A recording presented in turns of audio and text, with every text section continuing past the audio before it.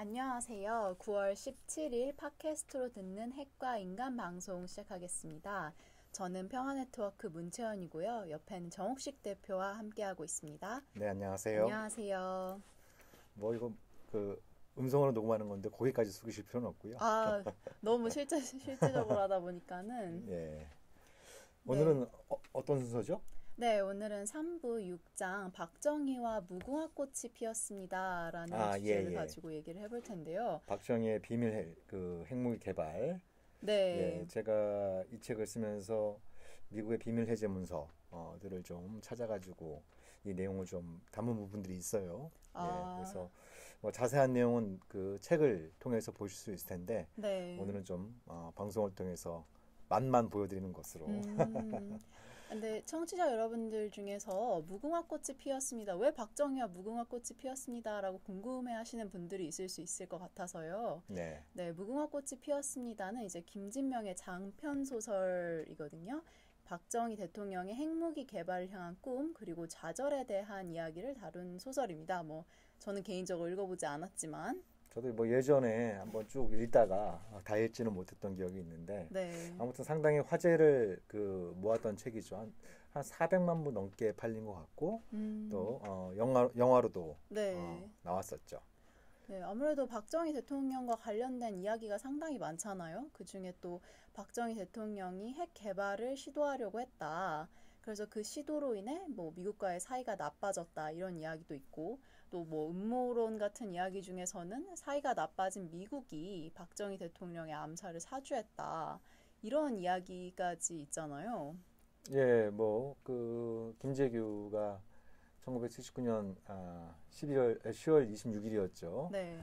궁정동 안가에서 그 박정희 당시 대통령을 저격을 하게 됐는데 뭐 그 이후로 뭐 그런 얘기들이 종종 들렸죠. 박정희의 비밀 핵개발 계획에 불만을 품었던 네.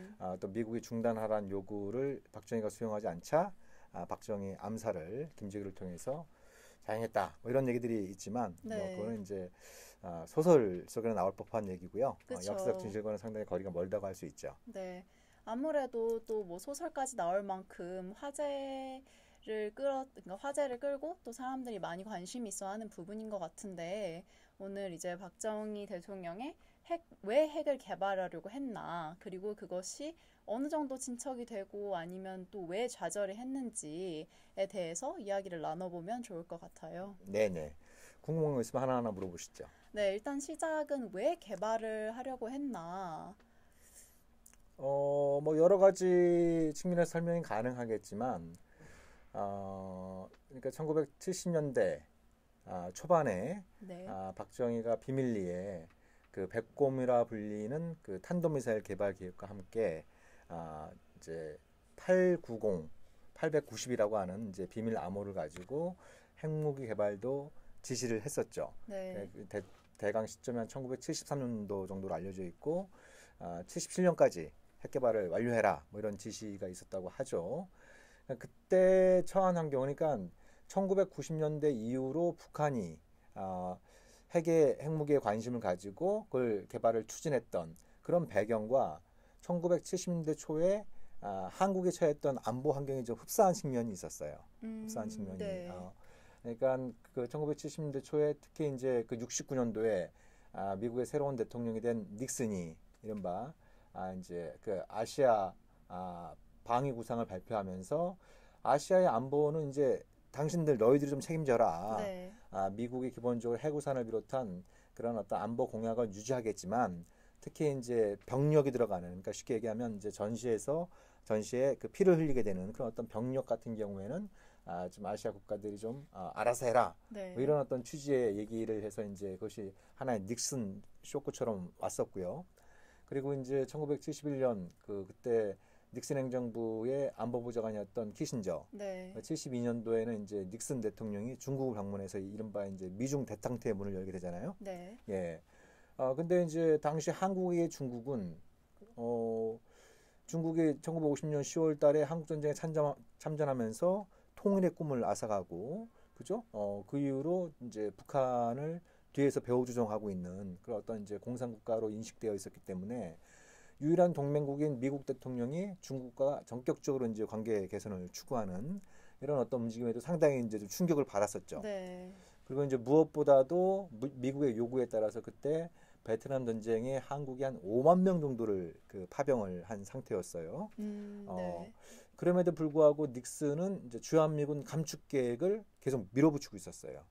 아, 그러면은 한국에 있는 병력이 얼마 되지가 않겠네요. 주한미군 감축이 만약 뭐 이루어졌다면. 이제 핵심적인 전력 그 전투원이 한 5만 명 정도 간 상황이었고 그걸 지렛대로 삼아서 이제 박정희는 닉슨한테 주한미군 감축 계획을 중단해 달라. 그렇지만 이제 닉슨은 그 계획을 계속 밀어붙이려고 했던 거죠. 네. 게다가 이제 1973년도에 파리 평화 협정을 통해서 평화 조약을 통해서 이제 북베트남과 미국이 이제 그 전쟁을 끝내고 미군이 철수에 들어가게 되죠. 네. 그래서 그 박정희가 보기에는 미국이 언제든지 동맹국을 벌일 수 있겠구나. 동맹국을 벌일 수 있겠구나. 그렇다고 한다면 이제 미국이 떠날 경우에 미국이 한국을 버릴 경우에 대비를 해야 되는데 네. 그때 박정희 같은 경우에는 한편으로는 이제 반공을 국시로 삼으면서도 다른 한편으로는 경제 발전이 굉장히 중요했었어요. 네. 왜냐하면 쿠데타로 집권한 상황이었기 때문에 어떤 정권의 정통성이 굉장히 취약할 수밖에 없잖아요. 이제 그런 상황에서 경제 발전에 상당히 주안점을 두고 있는데 이게 뭐 재래식 군사력으로 그걸 충당하자니 이거는 뭐 밑빠진 독에 물 붓기가 될 수 있으니까 그러니까 이제 그런 상황에서 나도 핵무기를 갖게 되면 네. 그러면 이제 미국 없어도 북한을 상대할 수 있겠구나 그런 생각을 가졌던 거죠. 사실 전혀 이해를 못할 상황은 아니었어요. 네. 그러니까 역설적으로 보면 1990년대 북한도 흡사한 어떤 안보 환경에 처해 있었던 것이죠. 네. 북한이 그 1990년대 핵을 개발했던 것처럼 아주 비슷한 그 배경과 동기가 1970년대 박정희한테도 있었다 이렇게 볼 수 네. 있죠. 근데 여러 동기 중에서 이제 박정희 대통령이 핵을 개발하려고 시도한 이유 중에 자주 국방의 필요성을 느껴서 이제 핵을 개발하려고 했다라는 말씀을 하셨는데 저희가 지난주에 이제 북한이 핵을 하려고 마음을 먹게 된 이유에서 북한이 아니라 중국이었나요? 쿠바 미사일 위기에 대해서 말씀을 하셨었잖아요. 그래서 이제 뭐 많은 어떤 그 나라가 이제 자주 국방을 위해서 핵을 개발을 했다라는 그런 내용을 지난번에 전해드린 것 같은데 핵무기가 정말 안보나 자주 국방에 필수적인 요소가 되나요? 아니면 그렇게 큰 도움이 되나요? 뭐 그 무기 자체로는 뭐 이제 그 필적할 만한 무기가 없으니까 그 무기 자체를 갖는다라고 하는 것은 군사력 자체에는 도움이 되겠죠. 네. 그렇지만 이제 안보에는 상대가 있는 게임이고 상대방도 똑같이 갖게 되면 이건 뭐 마치 이제 그 병 속에 들어가 있는 전가들처럼 언제든지 서로를 향해서 이제 독침을 품고 있지만 나만 독침을 갖고 있는 것이 아니라 이제 상대방도 갖고 있기 때문에 네. 끊임없이 이제 서로 이제 불안감을 느낄 수밖에 없는 구조에 있는 것이죠. 그걸 이제 전문 용어로 이제 안보 딜레마라고 부르고 있는데, 그러니까 박정희도 그 자주국방을 그때 1970년대 초반에 천명을 하면서 재래식 군비 계획은 율곡 사업을 네. 발표를 했지만 아까 말씀드린 것처럼 이것만으로 안 된다고 판단한 거예요. 네. 그러니까 경제 발전도 굉장히 좀 중요한 상황이고, 그리고 재래식 군사력 건설이라고 하는 게 뭐 단기간 내에 뭐 할 수 있는 게 또 아닌 이런 어떤 상황에서 핵이라고 하는 결정적인 무기를 통해서 한번 자주국방을 달성하고 싶다, 뭐 이런 생각을 이제 가졌던 것이죠. 네, 저희가 이제 시간이 많이 흘렀기 때문에 그 핵 개발 시도가 좌절했다는 점은 알고 있잖아요. 네. 근데 좌절하기 전까지 어느 정도 진행이 됐던 상황이었는지가 궁금해요. 결론부터 말씀드리면 100을 기준으로 한다면 한 10 정도? 10도 안 될 것 같은데 기술적으로 보면 의지는 상당했죠. 네네. 의지는 이제 그걸 갖겠다라고 하는 의지는 강했는데 핵무기라고 하는 게 그런 의지만으로 만들 수 있는 게 아니거든요. 네. 크게 볼 때는 이제 그 두 가지가 필요하죠. 둘 중에 하나가 필요한데, 하나는 우라늄 농축 시설. 네. 우라늄 농축 시설을 가지고 고농축을 하면 이제 핵분열 반응을 일으키는 고농축 우라늄을 갖게 되니까 그게 있거나, 아니면 이제 그 원자로에서 사용하고 나온 사용 후 연료를 재처리해서 플루토늄을 뽑는 방식이 있어요. 네. 그러니까 크게 보면은 우라늄 농축 시설이 있거나 재처리 시설 요게 있어야 돼요. 둘 네. 중에 하나가. 예. 그래서 그때 박정희 정권이 선택한 방법은 플루토늄 방식이었어요. 그래서 캐나다로부터는 이제 중수로 네. 원자로의 일종인데 중수로는 우리가 그 많이 사용하고 있는 경수로와는 다르게 천연 우라늄을 사용하는데 여기에 사용 연료에 이 플루토늄이 많이 들어가 있어요. 네. 예, 순도가 높은. 그래서 재처리를 하게 되면은 플루토늄을 비교적 손쉽게 뽑을 수가 있어요. 그래서 이제 캐나다로부터는 이제 중수로를 네. 도입할 계획을 갖고 있었고, 그 다음에 유럽, 처음에는 프랑스, 뭐 벨기에 이런 쪽에 좀 타진해가지고 재처리 시설. 예, 그래서 중수로라고 하는 원자로와 재처리 시설을 갖게 되면은 플루토늄을 뽑아낼 수 있으니까 네. 그쪽으로 접근을 했었죠. 그리고 자체적으로 이제 국방과학연구소 이런 쪽을 통해서 핵무기 개발에 필요한 여러 가지 이제 기술적인 연구를 또 진행하게 하는데 일단 가장 중요한 거는 그 핵물질을 생산할 수 있는 시설을 갖는 거예요. 우라늄 농축 시설이거나 재처리 시설이거나. 네. 예. 그렇지만 이제 그게 초기에 미국에 발각당하게 되죠. 그래서 결국 좌절하게 되는군요. 이제 미국이 프랑스랑 캐나다에 뭐 압력을 넣었던 건 아니면은 뭐 어드밴테이지를 줘서 뭔가 협상을 했던 간에. 그러니까 흥미로운 점은 미국이 1973년 한 말쯤 되면 박정희의 그런 계획을 알게 돼요. 네. 근데 그걸 누굴 통해서 알게 되냐면 그 미국의 그 비밀 문서에 따르면 한국의 외교관들, 그다음에 이제 그 언론사에 종사하고 있는 고위직들, 네. 이런 쪽을 접촉해 보니까 박정희가 핵무기 개발을 지시했다라고 하는 첩보를 입수하게 되죠. 미국 쪽에서 이제 그때 주한미국 대사가 그런 첩보를 입수하게 돼서 본국에 이제 경고를 하는 보고서를 보내죠. 네. 박정희가 비밀리에 핵무기를 개발하려고 하는 것 같다. 아직 뭐 확신을 할 수 없지만 네. 이제 방금 얘기한 것처럼 한국의 외교관이나 언론사에 있는 고위직들이 그런 취지의 얘기를 하고 있다. 네. 자기들이 이제 만나서 얘기를 나눠보니까. 그러니까 어떻게 보면 이제 그 한국의 외교관이 당시에 어떻게 보면 좀 그 스파이 노릇을 한 것이죠. 저는 좀 이해가 안 되는 게 이제 세계 대전 때 대통령 이름이 루즈벨트 대통령 부통령이었던 그 분은 트루만. 네, 트루먼 대통령은 이제 맨해튼 프로젝트에 대해서도 승계하기 전까지 모르고 있었다고. 네. 부통령도 모르고 있는 그런 극비 상황이 핵 개발 그 실험인데 우리나라 같은 경우는 뭐 부통령 뭐 총리 이런 분들도 아니고 그냥 고위직 아니면 외교관 이런 분들도 다 알고 계셨다는 박정희가 거네요. 뭐 종종 그런 사람을 불러다가 이제 그 담배 피면서 이런저런 얘기도 나누고 그런 사진들이 많이 있잖아요. 기록 사진들은. 네. 그리고 여기저기 요정에서 이제 술 마시면서 이런저런 얘기들을 많이 했을 텐데 그런 와중에서 이제 그런 얘기들이 흘러갔겠죠. 예. 그러니까 그런 걸 알고 미국 이제 당국에선 그럼 한번 제대로 한번 좀 그 조사를 해보자. 네. 그래서 아까 말씀드린 것처럼 캐나다를 통해서는 중수를 수입하려고 하고 프랑스를 통해서는 재처리 시설을 수입하려고 하는구나. 그 정보를 갖다가 이제 파악을 하게 되는 거죠. 네. 그거는 곧 이제 스모킹 건에 해당되는 것이죠. 결정적인 어떤 증거. 단순히 심증이 아니라 네. 한국에 그런 시설을 갖추겠다라고 하는 것은 핵무기를 갖겠다라고 하는 의사 표현이구나. 이제 그렇게 이제 생각을 하게 되는 것이죠. 네.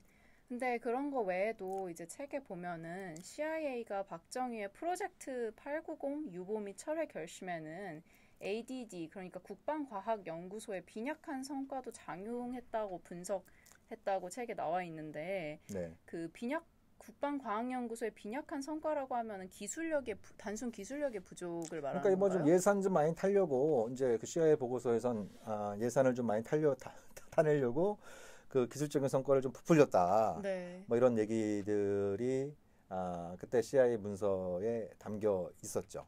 예, 그래서 그때 미국은 다 이제 그 한국이 수입하려고 하는 나라들은 미국의 동맹국들이에요. 네. 그죠? 캐나다, 나토 일원이고 프랑스도 마찬가지고. 네. 예. 그래서 그 한국에 대한 압박도 강화하면서 동시에 이들 나라하고의 공조 체계도 강화합니다. 특히 이제 캐나다. 그래서 캐나다한테 초기에 요구한 거는 중수로 공급 협정을 한국과 체결하는데 조건을 좀 제시해달라. 그래서 캐나다가 처음에 얘기한 거는 한국이 NPT에 가입해라. 그때는 NPT에 가입을 안 한 상태였어요. 예, 미국도 계속 가입하라고 그랬는데 근데 박정희 정권은 이제 가입을 계속 거부하고 있던 상황이었는데 캐나다가 우리가 중수를 판매하는 조건으로 한국은 NPT에 가입해라. 네. 이걸 요구를 하게 돼요. 근데 그것만으로는 좀 부족해요. 왜냐하면 NPT 자체에는 재처리 시설을 갖지 못하도록 하는 조항이 없어요. 왜냐하면 재처리는 네. 어찌되었든 이제 평화적인 목적으로 이용된다라고 이제 간주가 됐었기 때문에 네. NPT에 가입하는 것만으로는 부족해요. 그래서 미국하고 캐나다가 다시 이제 그 협의를 거쳐갖고 프랑스가 이제 캐나다가 한국에 추가적인 요구를 하죠. 네. 재처리 시설을 갖지 않겠다고 약속해라. 재처리 시설을 네네. 갖지 않겠다고 약속해라. 뭐 이런 어떤 그 요구를 했고 프랑스에도 동시에 이제 재처리 시설을 팔지 말라고. 네. 예, 근데 그때 프랑스는 좀 돈벌이 관심이 많았어요. 네. 예, 돈벌이 관심이 많아서 미국에 주도했던 그 NSG라고 뉴클리어 서플라이 그룹 에도 가입을 미루고 있는 그런 어떤 상태에 있었죠. 네. 그래서 이제 프랑스에는 좀 미국이 또 압력도 이렇게 가하면서 이제 그 캐나다로부터는 중수로 또 프랑스로부터는 재처리 시설을 한국에 도입하지 못하도록 계속 압력을 행사하고 있었죠. 그럼 결국 핵개발 시도가 좌절된 이유 중에는 같은 진영에 있는 국가들의 협조가 없어서라고 볼 수도 있겠네요. 왜냐면 저는 책을 읽으면서 이제 북한과 남한이 이제 핵 개발 시도하려고 했던 계기라던가 아니면은 뭐 그런 과정 이런 거에 대해서 좀 비교를 해보면서 읽었거든요. 네. 근데 계기는 비슷했지만 결국 북한은 이제 성공을 했고 남한은 핵을 획득하는데 이제 실패를 해서 그 실패의 이유가 뭘까? 북한과 어떤 점이 달라서 그랬던 걸까? 북한의 가장 결정적인 그 북한과 차이점은 북한은 자체적으로 우라늄 광산이 있어요. 예, 네. 우라늄 이제 광산이 있고 자체적으로 이미 그 이제 흑연 감속로 그리고 재처리 시설 이런 걸 이제 만든 상황에서 서방 세계에서 탐지를 한 거죠. 네. 예, 이제 그런 어떤 그 상황이었던 반면에 한국은 어디 가서 우라늄 광산이 어디 있겠어요. 그거 다 네. 전적으로 다 수입을 해야 되는 상황이었고 그리고 그때 미국은 한국을 압박하는 어떤 수단으로 그 이제 원전 문제를 제기를 했어요. 네. 너희들이 재처리스를 끝까지 도입했다고 고소한다면 그러면 이제 그때 미국이 그 제공하기로 한 것 중에 하나가 이제 고리 원전이었거든요. 네. 예, 고리 원전 이런 부분들과 관련해서 이걸 원점에서 재검토하겠다 이렇게 이제 압박을 계속 가했었죠. 네. 그러니까 그때 박정희 정권은 그런 생각도 있었어요. 그러니까 그때 그보다 조금 빨랐던 나라가 미국의 동맹국 중에 한국보다 조금 빨랐던 나라가 이스라엘이었어요. 네. 예, 이스라엘도 1960년대 중후반 되면 미국이 얘네들이 이제 비밀리에 핵을 만들고 있구나를 알게 돼요. 네. 예. 근데 결국 미국은 눈을 감아줍니다. 왜죠? 예. 뭐 거기에 대해서는 여러 가지 이유들이 가능하겠습니다만 일단 이스라엘은 이제 좀 문턱을 거의 넘어선 상황이었어요. 네. 예, 문턱을 이제 넘어선 상황이었고 그리고 뭐 우리가 잘 알다시피 그 한국이 미국에서의 로비력과 이스라엘의 로비력은 뭐 비교가 안 되잖아요. 예? 비교가 안 되는. 그리고 또 이제 미국의 아주 주류 중에 아주 그 핵심적인 위치에 차지하는 사람들이 바로 이제 유대인들이고 네. 그런 어떤 이제 그리고 또 그때 중동 정세가 워낙 또 불확실한 이런 어떤 상황이어서 미국이 이스라엘의 핵무기를 눈 감아주는 조건으로 이스라엘에 요구한 게 있습니다. 자랑하지 마라. 그렇죠. 나 핵무기 갖고 있다고 자랑하지 마라. 네. 핵실험도 하지 마라. 핵실험도 하지 마라. 공식적으로 핵보유 선언도 하지 마라. 그렇죠. 그거를 그러니까 이스라엘이 핵무기 보유를 공개하지 않는 것과 미국의 무기라는 걸 좀 이제 교환한 형태의 성격이 짙었어요. 네. 나중에 이제 이스라엘이 남아공을 통해서 대리 핵실험을 했다. 뭐 이런 의혹들이 이제 제기가 되기도 했었죠. 그건 한참 지난 다음에 밝혀진 내용이죠. 아무튼 그래서 이제 박정희 정권은 미국이 이스라엘을 눈 감아줬다고 한다면 우리도 눈 감아주지 않겠냐. 우리도 좀 뭐 처음에는 반대하다가 우리가 밀어붙이면 미국도 우리도 눈 감아주지 않겠냐. 네. 이렇게 좀 기대를 했었는데 미국은 이스라엘에 이렇게 감아준 눈을 우리한테는 이제 한국한테는 부릅뜨고 부릅뜨고 네. 그 핵문턱을 넘어가지 못하도록 그러니까요. 아무리 제지를 했던 거죠. 아무리 이스라엘이랑 한국이랑 다르다고 해도 어쨌든 다 같은 동맹국인데 유독 책을 읽으면서 느낀 게 한국의 핵무장 저지를 하는 데 있어서는 거의 혈안이 돼가지고 이렇게 행동을 하는 것처럼 보이더라고요. 근데 그러니까 북한이 이제 나중에 뭐 북한도 그렇고 이란도 그렇고 이 미국의 이중잣대 얘기를 많이 했어요. 네, 그죠? 예. 근데 당시 박정희 정권도 미국의 이중잣대에 대해서 굉장히 그 분개를 표합니다. 네. 이스라엘은 뭐 말할 것도 없고 일본, 아, 그쵸. 일본도 제철의 시설을 갖고 있었거든요. 네, 그 당시에 제철의 시설을 갖고 있는 상황이었으니까. 그러니까 이제 박정희 정권은 아니 왜 일본은 되고 왜 우리는 안 되냐? 그쵸. 예? 같은 동맹국인데 왜 쟤는 되고 우리는 안 되냐? 네, 설명을 좀 해달라. 그러니까 이제 그때 그때는 주로 이제 포드 행정부였죠. 네. 그쪽의 설명은 크게 보면 한 두 가지 정도가 있었어요. 하나는 일본은 워낙 그 에너지를 많이 쓰는 나라기 때문에 그런 게 필요할 수 있다. 그리고 또 하나는 이른바 이제 지정학적 위치를 거론합니다. 네, 예. 아니 만약에 한국이 제철 시설을 가동을 해가지고 이제 유사 상황이 벌어지면 네, 북한이 공격해버리면 이거 엄청난 재앙이 발생하는데, 네. 엄청난 재앙이 발생하는데 그런 어떤 리스크를 감수할 만한 가치가 없는 거다. 예. 그래서 뭐 그런 이유들을 제시했는데 박정희 정권이 그거에 대해서 그렇구나 이렇게 뭐 납득했을 리는 만무한 거죠.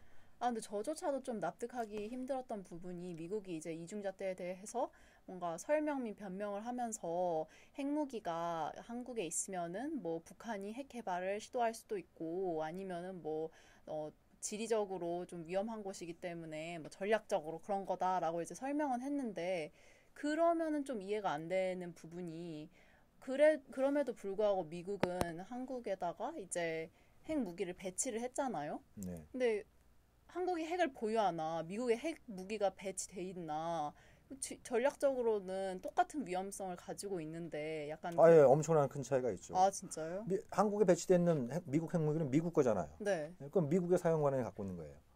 근데 한국이 독자적으로 만들어서 배치하는 건 전혀 다른 차원의 문제인 거죠. 그쵸. 그건 다른 문제인데 제가 드리고 싶었던 말씀 미국의 설명이 약간 좀 말이 안 된다는 거죠. 핵 무기가 한반도에 있다는 것 자체가 미국이 약간 언제 이렇게 뭐 논리력으로 가지고 이렇게 설득하기보단 네. 예.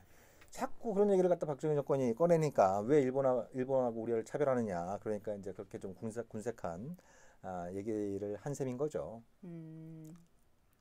아무래도 정말 여기 책 부분에서 카터의 등장과 박정희의 미련 이 부분에서 뭐 다양한 미국의 그 논리적 모순이 발견되는 부분들 있잖아요. 뭐 신무기 배치 금지 때 정정협약 때 사인해 놓고서는 바로 나중에 필요하니까 핵무기 배치하고 또 한국의 핵 보유는 안 되지만은 미국 무기로 하는 팀 스피릿 훈련은 괜찮고 하지만 북한은 거기에 대항하는 핵은 가지면 안 되고 뭔가 되게 읽으면서 혼란스러웠어요.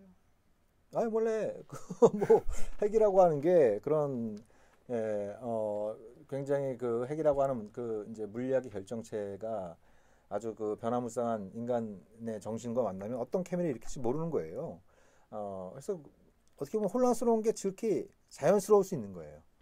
혼란스러운 게 이제 지극히 자연스러운 부분인데 우리가 이제 박정희의 사례를 다룬 부분은 그런 부분이에요. 그러니까 그 일종의 역지사지의 관점이 필요한 거예요. 그러니까 네. 결국 그 미국이 박정희의 핵개발 시도를 갖다가 저지하는데 단순히 흔히 뭐 표현하는 것처럼 채찍만 쓴 게 아니거든요. 네.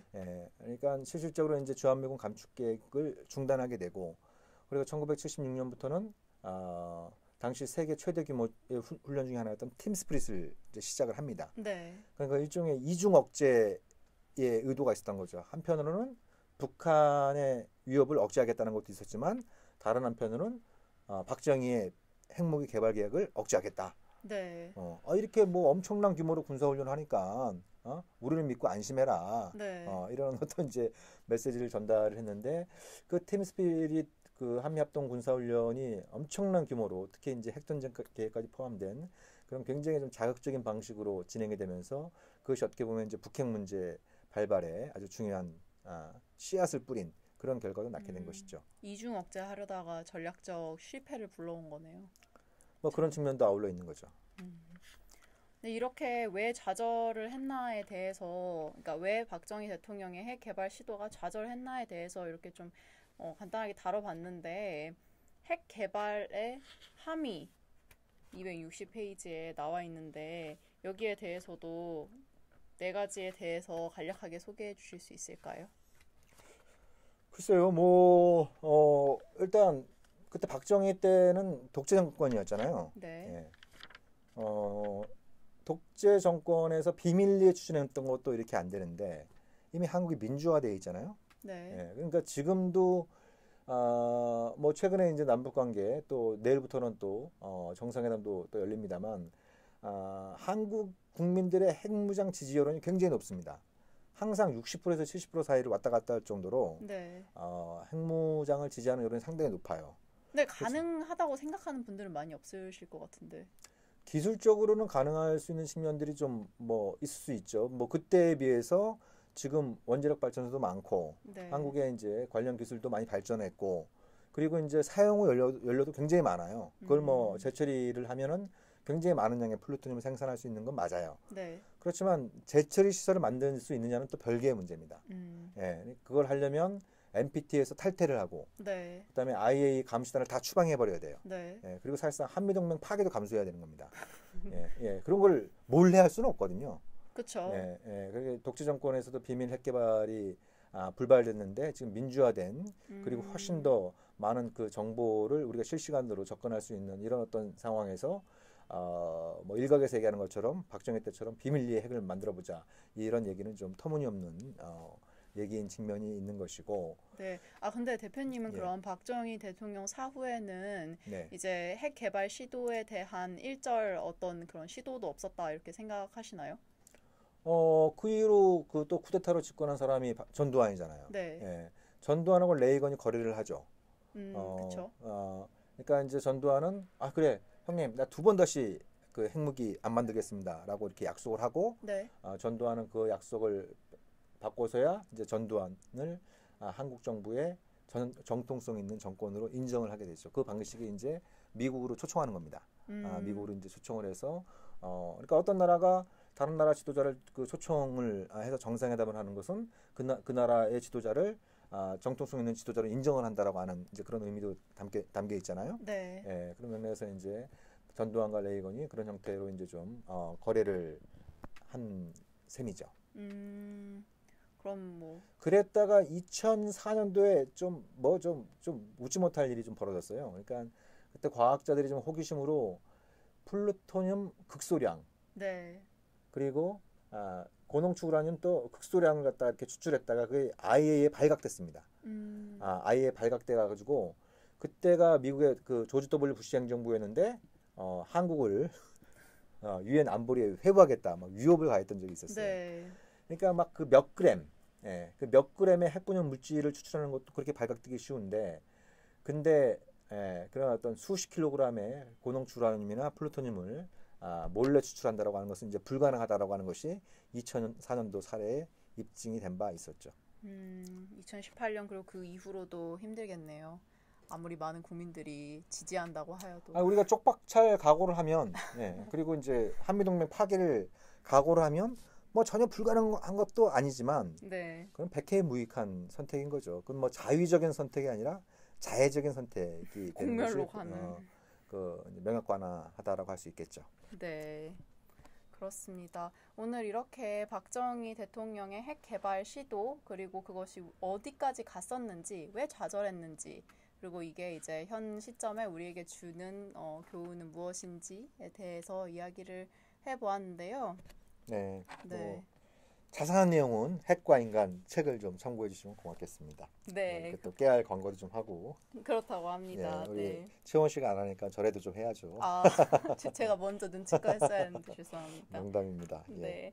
네, 그럼 청취자 여러분들 저희는 다음 주에 3부 7장부터 핵발전소 셔터는 올리고 핵무기 셔터는 내리다 라는 그 제목으로 다시 돌아오도록 앞으로는 좀 이렇게 하겠습니다. 중간중간에 이렇게 좀 그 재미있을 만한 내용들을 우리가 좀 발췌해서 합시다. 뭐 책 내용 네네. 다 전체 다루는 거는 또 뭐 여러 가지 좀 또 어려움도 있으니까 그리고 또 뭐 청취자 흥미로운, 여러분들 중에 독자분들도 있으실 테니까 저희가 네네. 굳이 설명 안 드려도 네. 또 읽고 계실 수 있으니까 네. 네. 앞으로는 그런 방식으로 해보도록 하겠습니다. 네, 수고 많으셨어요. 네, 감사합니다. 다음 주에 다시 찾아뵙겠습니다. 안녕히 계세요.